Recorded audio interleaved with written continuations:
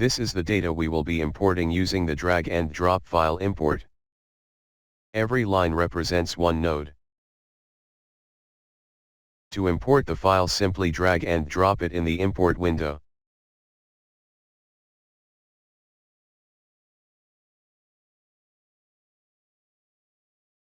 Select if you want to import nodes or relationships.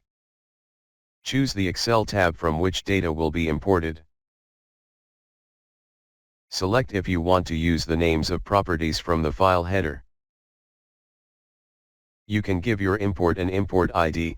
This value will be stored on every imported element to allow easy lookup of the elements after the import is complete. Choose how the node labels will be created. In our case, the labels will be created based on the type column from the file. Set the unique property.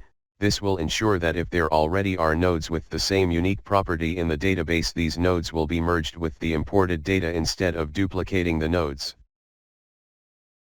After a successful import, the next steps can be chosen, like creating a saved query for later lookup of the imported elements, visualizing the imported elements, or starting a new import with the same import ID.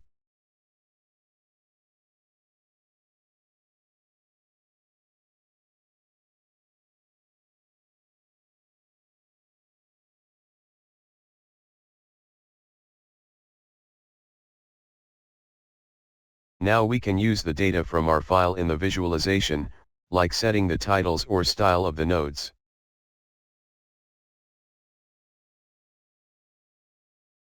This is the data we will be importing using the drag and drop file import. Every line in the file represents one relationship. The start and end columns are unique identifiers of the start and end nodes of the relationship.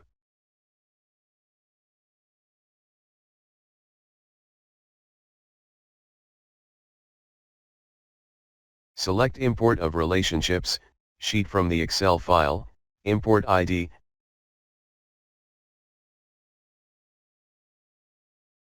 and column from the file that will be used to create the relationship type.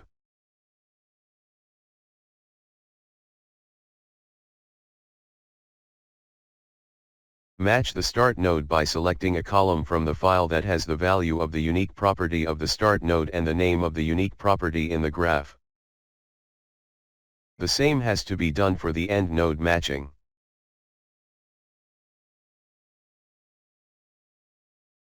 Set the unique property. This will ensure that if there already are relationships with the same unique property in the database, these relationships will be merged with the imported data instead of duplicating them.